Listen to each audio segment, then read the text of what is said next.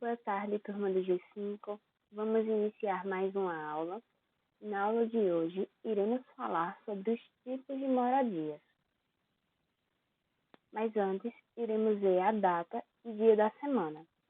Hoje é dia 8, quarta-feira. E a nossa meditação, ela fala sobre os últimos serão os primeiros. A nossa meditação, ela se encontra no livro de Lucas, no capítulo 19 e versículo 5, que diz assim: Quando Jesus chegou àquele lugar, olhou para cima e disse a Zaqueu: Zaqueu, desce depressa, pois hoje preciso ficar na sua casa. Ninguém quer perder, queremos sempre vencer. Meu filho do meio gosta de correr, de participar de competições, mas ainda não conseguiu ser o primeiro. Ele treina bastante, mas precisa treinar muito mais para um dia conseguir alcançar a meta de tempo. Todos gostam dos vencedores, não é? As pessoas geralmente gostam dos alunos que estudam e tiram notas boas, das crianças que vão bem em alguma competição, da criança que nunca desobedece. Jesus passou a maior parte do seu tempo com os perdedores. Sabe quem as pessoas consideravam perdedoras? Os pobres, os solitários, os doentes. Zaqueu era considerado um perdedor. Ninguém gostava dele, exceto Jesus. Ele fazia coisas erradas, mas Jesus o encontrou e deu o maior voto de confiança. Zaqueu viu o quanto ele precisava de Jesus. Aqueles que achavam que sabem tudo e não precisam de Jesus são os maiores perdedores.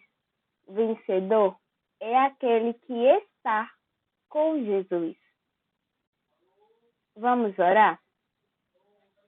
Papai do céu, obrigado por mais um dia. Abençoa minha família, minhas professoras e os meus coleguinhas. Ensina-me a ser uma boa criança. Querido Jesus, me ajude a ser gentil com as pessoas que se sentem perdedoras. Amém. Para a aula de hoje, iremos precisar do livro Descobertas, na página 81, lápis de cor e lápis comum. A nossa aula de hoje vai falar sobre os tipos de moradias. Estamos continuando o assunto sobre casas, sobre como é sua casa, como ela é por fora, como ela é por dentro, o que tem nela. E eu trouxe para vocês alguns tipos de moradias. Na primeira imagem, temos uma casa comum, a casa popular, que geralmente a maioria das pessoas moram nela. É uma casa térreo, pois não tem outra casa em cima. E é uma casa simples, uma casa básica, por isso que ela é chamada de moradia comum ou casa popular, porque é este modelo de casa que a gente encontra com mais facilidade na nossa rua, no nosso bairro, na nossa cidade. A próxima imagem já é uma casa mais elaborada. Podemos dizer que este aqui é uma casa de prédio. Por que uma casa de prédio? Porque ela possui mais de um andar. Aqui é o térreo e aqui em cima é o primeiro andar. E por isso ela é chamada prédio, porque ela possui mais de um andar. É como se ela tivesse duas casas, uma em cima da outra. E esta casa também é comum. Alguns de vocês podem até morar em uma casa assim. Mas por que ela não é chamada de casa popular, já que ela é comum de ser vista? ela não é chamada de casa popular porque uma pessoa que não tem condições para construir esse tipo de casa, ela opta por construir uma casa térreo. Por isso que ela não é chamada de casa popular, porque precisa ter uma condição financeira maior para poder construir uma casa desse tipo. Nessa terceira imagem, tem uma casinha de palha, que é a casa do índio. E essa casa, ela é chamada de oca.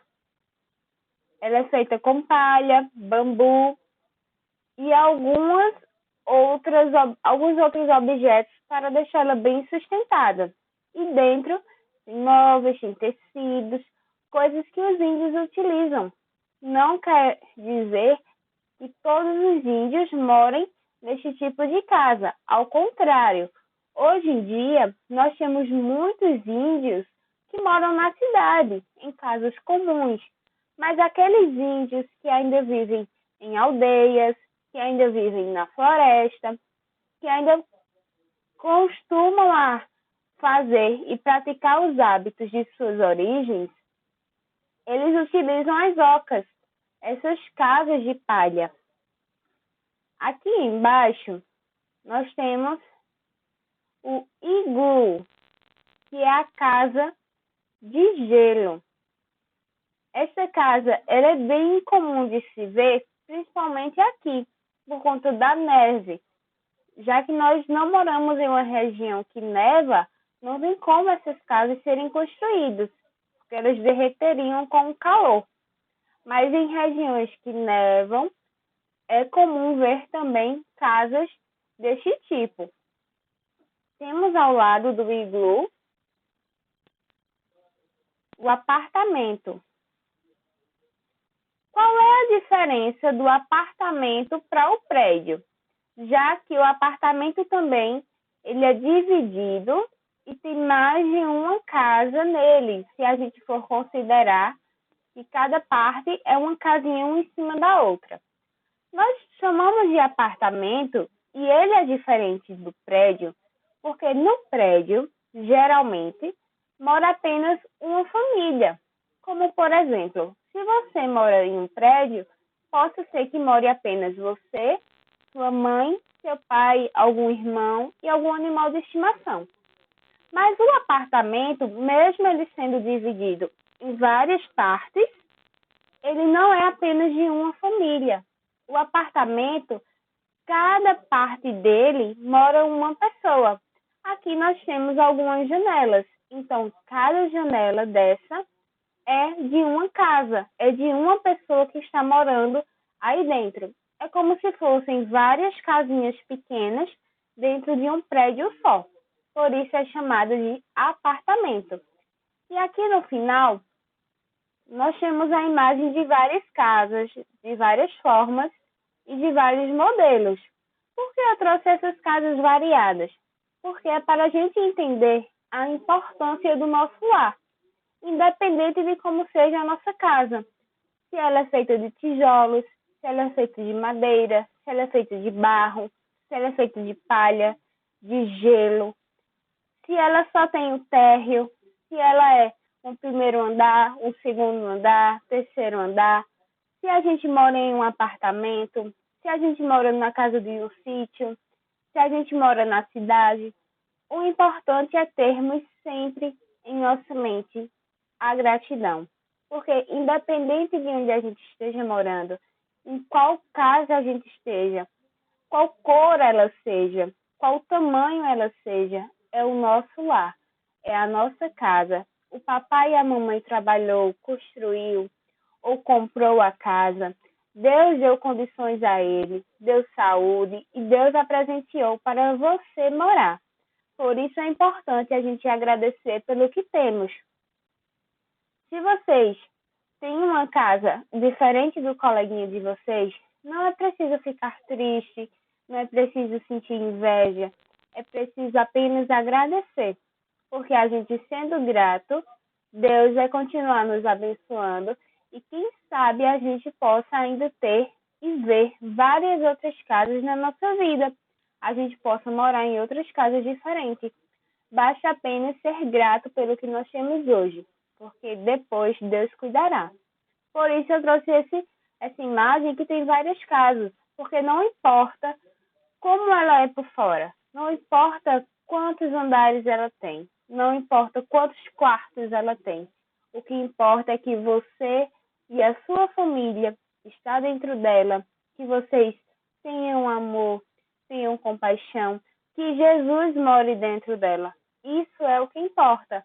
Porque quantas pessoas estão nas ruas, sem ter onde dormir, dormem no chão, dormem perto da água, dormem com animais, porque não tem onde dormir, não tem uma casa. E já que você tem uma casa, você tem o seu quarto, ou você dorme com os seus pais, mas você tem um lar, você tem uma casa.